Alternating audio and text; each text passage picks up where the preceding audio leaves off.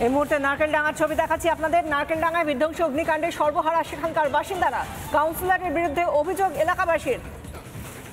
নারকেলডাঙ্গা থানায় সচিন সিং এর নামে অভিযোগ, যিনি কাউন্সিলর, এলাকার কাউন্সিলর, তার বিরুদ্ধে অভিযোগ করা হয়েছে থানায়। 36 নম্বর ওয়ার্ডের কাউন্সিলর সচিন সিং এর নামে অভিযোগ দায়ের। গতকাল মেয়র এলাকা ছাড়তেই ঘটনাস্থলে উত্তেজনা, রড দিয়ে এক ব্যক্তির মাথা ফাটিয়ে দেওয়ার অভিযোগ, শ্লীলতাহানি, অস্ত্রসহ হামলার অভিযোগ হায়দার নওয়াজের বিরুদ্ধে।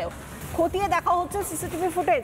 আমরা দেখাচ্ছিলাম এই গতকাল সচিন সিং এলাকার কাউন্সিলর এবং স্থানীয় এক ব্যবসায়ী নওয়াজ, হায়দার নওয়াজ, তাদের মধ্যে কোথাও গিয়ে একে অপরের সঙ্গে দোষারোপ চলছে, দোষারোপ পাল্টা দোষারোপের বিষয় চলছিল। এবার দেখা যাচ্ছে যে গতকাল মেয়র এলাকা ছাড়তেই ঘটনাস্থলে উত্তেজনা, সেই ছবিও আমরা দেখিয়েছি। রড দিয়ে এক ব্যক্তির মাথা ফাটিয়ে দেওয়ার অভিযোগ ওঠে, শ্লীলতাহানি, অস্ত্রসহ হামলার অভিযোগ হায়দার নওয়াজের বিরুদ্ধে। অন্যদিকে কাউন্সিলরের বিরুদ্ধেও থানায় অভিযোগ দায়ের। আমরা এই নিয়ে কথা বলবো, আর বিস্তারিত জানাবেন আমাদের প্রতিনিধি সৈকত। সৈকত, একদিকে সচিন সিং এর বিরুদ্ধে অভিযোগ, থানায় অভিযোগ, অন্যদিকে হায়দার নওয়াজের বিরুদ্ধে অভিযোগ। এই অভিযোগগুলো কারা করছেন, কার বিরুদ্ধে?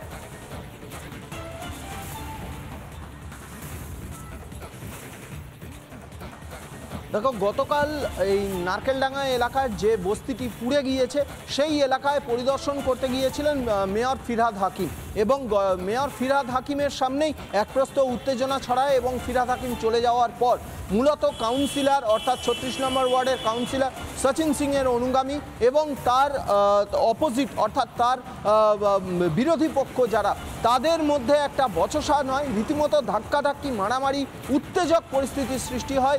অভিযোগ করা হয় একজন ব্যক্তিকে রড দিয়ে মাথা ফাটিয়ে দেওয়া হয়েছে। এই অভিযোগ করেছে হায়দার নওয়াজ এবং পাপ্পু খান ঘনিষ্ঠ একজন, যাকে মাথা ফাটিয়ে দেওয়া হয়েছে সে তার পরিবারের তরফ থেকে অভিযোগ করা হয়েছে। অন্যদিকে কাউন্সিলরের অনুগামীদের তরফ থেকে অভিযোগ করা হয়েছে পাপ্পু খান এবং এই হায়দার নওয়াজ, এদের এগেনস্টে মহিলাদেরকে মারধর করা, মহিলাদেরকে শ্লীলতাহানি করা, এমনটাই অভিযোগ দায়ের করা হয়েছে। অর্থাৎ কেস কাউন্টার কেস করা হয়েছে।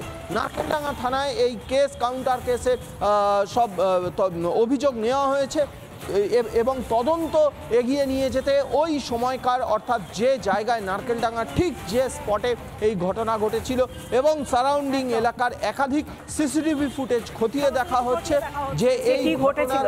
অনেক ধন্যবাদ সৈকত।